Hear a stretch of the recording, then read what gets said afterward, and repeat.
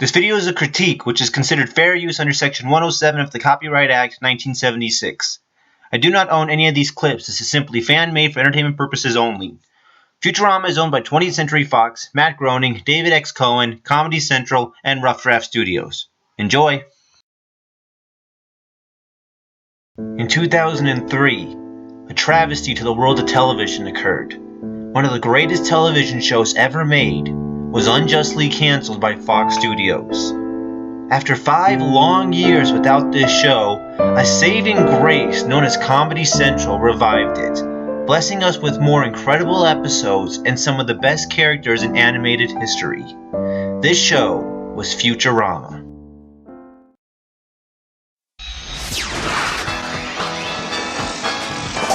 Alright, so originally I was going to do a top 10 Futurama episodes list, but it was an incredibly difficult list to make.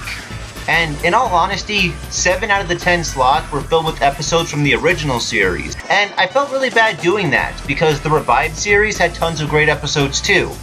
So I thought it'd be best to break it down into 2 lists, the top 10 Futurama original series episodes, and the top 10 Futurama revived series episodes. Now since I'm doing the revived series for this list, it will only contain episodes from season 6 through 7, or, as they're referred to on Netflix, season 7 through 10. It also won't include the Rebirth episode or the series finale episode, because honestly, I feel that'd be kinda cheap. Anyway, here's my list. Enjoy! Number 10. Fry and Leela's Big Fling. Now, one thing I don't usually enjoy in comedy shows is the romantic relationships between the main characters. But I've always enjoyed Fry and Leela's relationship. It's one of those few that just feels genuine, but actually kinda interesting. In this episode, Fry and Leela are unable to find alone time as their coworkers end up practically everywhere they go. Dishes, cleaning up the dishes.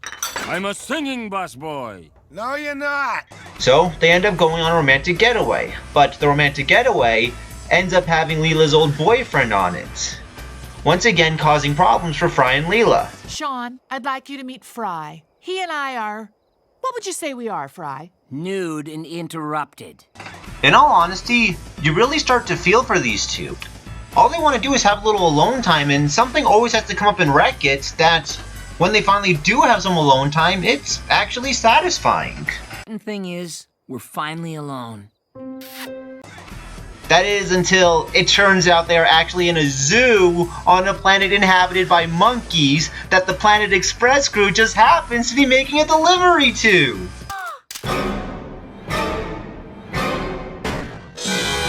Now, that's hilarious. I think this is any couple's worst fear, finding out that someone is watching you have sex. But when it's a bunch of horny apes and your co-workers? I mean, how much more uncomfortable of a situation can that be? Writing like that is not only clever, but it's incredibly hilarious. This is honestly one romantic comedy you can watch on repeat. You were in a zoo! Number 9. A Clockwork Origin. Now, this episode focuses around evolution. Yeah, I know, controversial topic, blah blah blah. Now, unlike most shows that talk about this in an insulting manner, Futurama talks about it in... You people are as loud as you are ignorant. Now get back on your turnip trucks and go home! That is an insultingly accurate stereotype, sir. An insulting manner. But it's not as bad as most. Actually, there's this really great scene in this episode where there's literally a humanoid orangutan that doesn't believe in evolution, and challenges Farnsworth to find the missing piece of the evolution chain. Farnsworth ends up finding the missing piece, but the orangutan twists the findings as proof that God had created the world. Behold! Homo Farnsworth frolicking with dinosaurs at the moment of creation. Angered, Farnsworth says this famous line, I don't want to live on this planet anymore. and they flee to another world, where Farnsworth ends up creating a species that evolves at a rapid pace. The robot species he creates end up evolving into robotic humans after only a few days, and Farnsworth ends up being put on trial after revealing that he created them all. Well, look at this hologram I took the day before yesterday of a robot frolicking with a robo-dinosaur. That is ingenious! What this episode ends up doing is tying together perfectly the the theories of evolution and creationism into an actual working method. Digital photographs don't lie. I admit that what you witnessed may have been some form of evolution. Evolution set in motion by a wise and all-knowing creator. You. Even though this episode pokes fun at people who don't believe in evolution, it also pokes fun at the idea of evolution itself. As a professor of science, I assure you that we did in fact evolve from filthy monkey men. Honestly, it's one of the few episodes about this subject that you can watch and not be offended by, even if you don't believe in it. A hidden gem, in my opinion. No! Could you drag me by the restroom? Number 8. Law and Oracle. When Fry is sick of being mistreated at work, he quits his job and becomes a cop. You think you can just waltz in here with no pants and become a cop? That's the plan. I like you, kid. I got no pants on either. I can see that. You're quite a bit taller than me. Now, how can you make something like that suck? Well, you can't, and they don't. When Fry becomes a cop, he finds out they are able to predict future crimes with an oracle, which ends up predicting that Bender is going to go on a heist and steal an expensive drink called the Maltese Liquor, which will end in one of two ways. Either Fry shoots and kills Bender, or Bender shares the liquor with the crew and ends up killing them.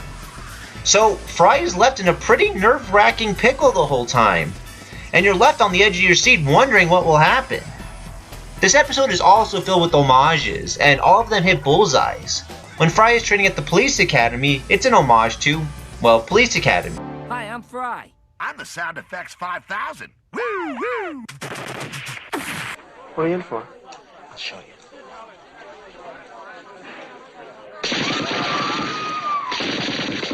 The Oracle is an homage to Minority Reports, and there's an epically comedic chase scene that's an homage to Tron. What? No! The original classic! That's better. Bottom line, this episode is just a ton of fun, and one that has one of the highest replay values of any episode on this list. Definitely not a cop-out episode! Number 7. Stench and Stenchibility. This episode is a love story that mostly focuses around Zoidberg. Yes, you heard right. This is a love story about Zoidberg. When Zoidberg meets his long-distance girlfriend for the first time, she breaks it off with him because of his horrendous odor. I'm sorry, Zoidberg. I can't see you anymore. Something's come up. It's vomit. He tries to return some flowers he brought from a pretty young British florist named Marianne, who, perfectly enough, has no sense of smell. How do I put this delicately? I'm smellier than a whorehouse's outhouse. That's terribly vivid. Doesn't matter to me, though. I was born with no sense of smell. In all honesty, it's so hard not to root for Zoidberg. This poor guy goes through hell in a handbasket all the time, and each time, he just smiles and stays optimistic. So, it's really satisfying to see someone treat him with respect for once. Can I kiss you? First, let me pinch myself to make sure I'm not dreaming. Ouch! I forgot I was a giant crab! Well, Zoidberg finds out Marianne wants a nose transplant in order to smell. And Zoidberg actually volunteers to do it for her, even though he knows once she smells him, she won't want to be with him. Which is probably the nicest thing you can do for someone you love. Men, take notes. You can learn a thing or two from the great Zoidberg. Well, the nose transplant ends up being successful, and shockingly enough, Marianne loves his smell. I never learned a good smell from a bad smell, but I like the way you smell, because I like you. To me, this episode is one of the best written episodes of the series. I mean, it makes the romance between a giant crab and a British girl not only believable, but very lovable. Easily one of the best episodes of the series. It's so beautiful. Number 6. Viva Mars Vegas. When Amy's parents invite her to Mars Vegas, yeah, I think you can figure out the reference. Amy tells Zoidberg he can't come because of his financial issues. While this is going on, the Robot Mafia steals $8 million, which they end up throwing in Zoidberg's dumpster. God, it's Zoidberg. I hate to bother you, but... Okay, I'll shut up. So Zoidberg goes to Mars Vegas where he ends up winning over $10 billion, and then he gambles it away. Freaking idiot. Well, because Zoidberg gambled all the Mafia's money away, They end up taking over Mars Vegas, leaving Amy herself as broke as Zoidberg. Well, Zoidberg, in an ink accident, ends up turning invisible, and Amy figures out a way to use this in an Ocean's 11 style kind of robbery. And the robbery itself is absolutely hilarious. Futurama always seemed to have this way of combining action, comedy, and very clever writing together. And this episode is probably the strongest example of that. Help! I'm sick! I can't move at all! What was that? I said, Asika kana muatal. It means, we must leave now in an unusual manner. I'm enjoying the casino business. You meet a lot of colorful characters. This episode has it all. A great setup, a great payoff, and a ton of laughs. Definitely worth a couple of watches. A big lobster. Take a little bath with me. Number 5. The Prisoner of Benda. Now, this whole episode's focus is on mind swapping. You just can't go wrong here. This episode is one of those that'll just write itself, and it does that incredibly well.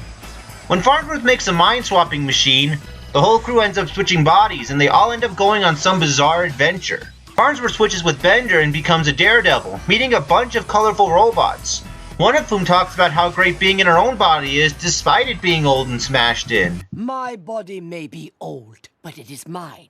And every crack a memory of heavy things shot a long way.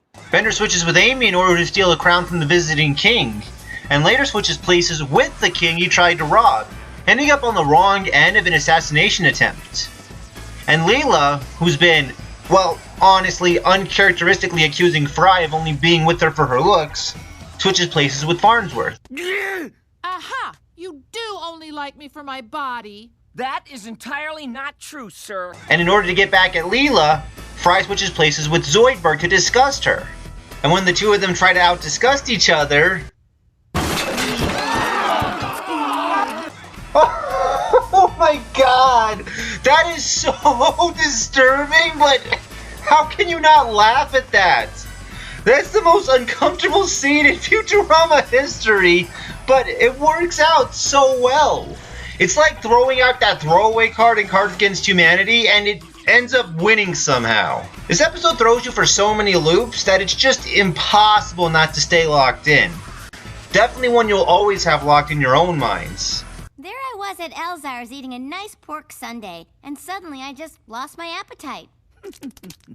Forever. Number 4. The $6 Million Mon. In this episode, Hermes does a performance evaluation to see which crew member should be fired. And here's who he decides to fire. Hermes Conrad. What? Hermes, no. Yep, Hermes fires himself.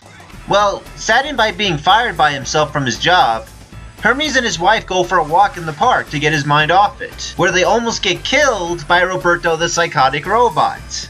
And this inspires Hermes to get robot implants. Is that a harpoon in your chest? Yes, and I'm happy to see you. But Hermes ends up becoming so addicted to these implants that he literally becomes a robot. Nice shiny metal ass, Hermes. But you... Hermes gives Zoidberg his leftover human parts, to which Zoidberg makes a puppet out of. Seriously though, have you lost weight? Yes. Looks like you found it again. In all honesty, I wouldn't consider this the best written episode in terms of story, but in terms of jokes, this episode is an absolute gem. It is filled with comedic moments, and the majority of them hit bullseyes. Now, Leela, couldn't we just fire you and have Fry or Bender fly the ship? Not if you stand on their air hose much longer. Noted.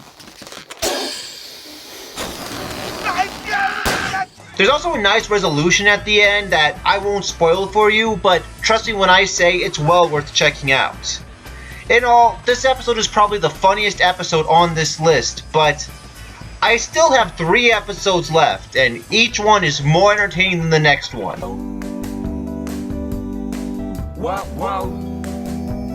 Number 3. Fun on a Bun.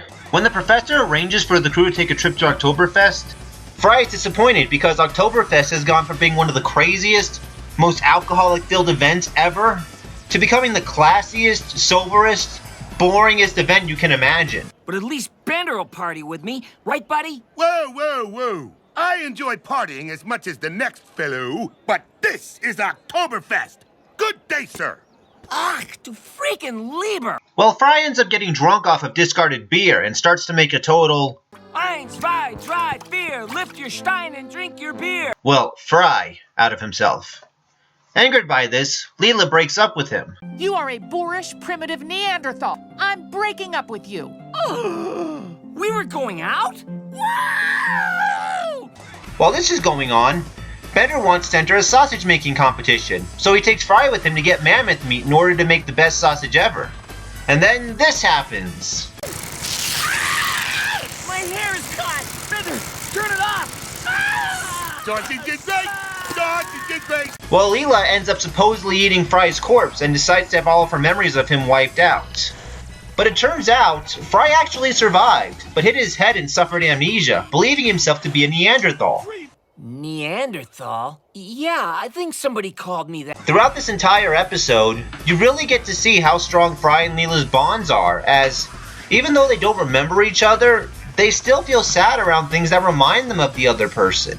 Why you stare at prehistoric pig butt? Because it makes me feel happy and confused and wistful and sad. When the Neanderthals tell Fry how they ended up trapped the way they were, Fry leads them on a revolt to take back their land, in probably one of the best action sequences in Futurama history. Kill all modern humans! Hey, this guy's alright. In all, this episode is just enjoyable as hell. If you don't find yourself interested in Fry and Leela's relationship, you'll find yourself interested in the Neanderthal uprising. If you don't find yourself interested in that, you'll find yourself interested in Bender's sausage. And if you don't find yourself interested in that, then you have no soul. No, I'm just kidding. But it's really hard not to enjoy some aspects of this episode, as each of them are very well written and put together. Definitely one of the greats. I didn't recognize you with your head all swollen, but it looks better now. I guess the blood must have rushed somewhere else. Number 2. The late Philip J. Fry. In this episode, after being late for a date with Leela, Fry promises to take her out on a romantic evening. But because Fry was late for work as well, he needs to go on a test run with Farnsworth and Bender in Farnsworth's new time machine. And this is no ordinary time machine. It's one that only goes forward in time. That way you can't accidentally change history or do something disgusting like sleep with your own grandmother. I wouldn't want to do that again. When Farnsworth tries to send them to only 1 minute into the future, he accidentally sends them to the year 10,000.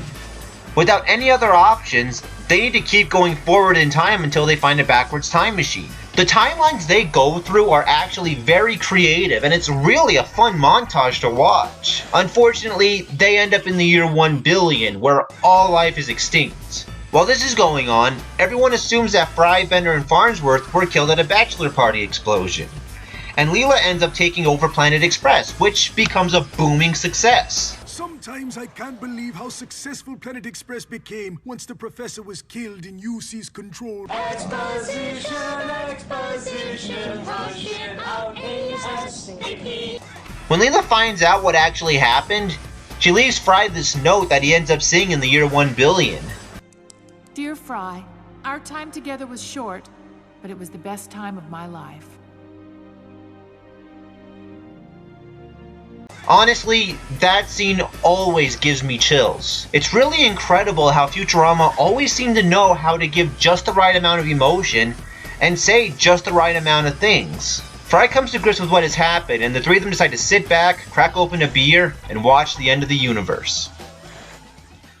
This episode, in all honesty, is just a straight-up trip. It's an experience. Its visuals are great, the emotion it has is perfectly executed, the situation is enjoyable, and the ending is really heartwarming. Definitely one of Futurama's most inventive and most beautiful episodes. Now, before I reveal number 1, I just want to name a few honorable mentions. A Farewell to Arms. This episode focused around the 2012 end of the universe phenomenon, so That alone is an event you can do a lot with. Free will hunting. This episode focuses around Bender realizing he has no free will and can't be held responsible for any crimes he commits, much to his dismay. This one actually was my number 9 choice when I started doing this list, but it sadly got pushed back. It's a shame because this has probably my favorite line in Futurama. Over there. Where? I mean over here. Sorry, I forgot where I was. Any of the special episodes. These are the episodes that have the Futurama crew in tons of weird universes. Whether it's an old black and white cartoon, as animals, or as the Scooby-Doo crew. I didn't want to put any of those on the list because each one is just as good as the other. Definitely check out any of these episodes if you get a chance. I'll put the names in the description. Tip of the Zoidberg. Another one that started off on my top 10 list, but that unfortunately got pushed back. I really do enjoy the writing in this episode, and I like that this episode goes in depth with how Zoidberg manages to stay on the Planet Express crew despite being incompetent. I can't really give much more other than I just found these other 10 episodes to be better, and ones that I could say a lot more about. But in all honesty, this one was easily my toughest one to cut. Consider this number 11. Number 1. Lethal Inspection. During a war reenactment, Bender starts gloating about how because he's a robot, he's invincible, as he has a wireless backup copy of himself that he can upload into any body he wants if his body were to be destroyed. However, after suffering an oil leak, Farnsworth breaks the bad news to Bender that he doesn't have a backup copy of himself. So, if I die? You die. Or as you put it... Angered by this, Bender wants to track down the inspector who approved him even though Bender was defective, and enlist the help of Hermes in order to find him. While searching for the inspector, Hermes finds out that there is no record of the inspector anywhere. Well, Bender decides to report the issue to the robot company, who send out hostile robots to destroy Bender. You dumb cocktail shaker! Mom won't allow a defective product to tarnish her good name. She'll kill you. Big whoop. I'll just download into a new... Oh, right. The robots end up chasing Bender and Hermes into Tijuana. I was built in Tijuana. Maybe Inspector 5 still works there. He better do some splaining before I mash up some face guacamole. I'm gonna stop there, because if I reveal any more, I'll spoil what makes this episode so great. But this episode has been compared to episodes like Jurassic Park and Luck of the Fryish, arguably the greatest episodes in the series. And it's not hard to see why. Bender and Hermes end up forming a bond that goes much deeper than just looking for a person. The comedy is top-notch, and you actually see a side of Bender that has never been seen before. Bender is so scared about the idea of dying that he wants to just unleash his rage onto something, before finally just breaking down. Why did he do this to me?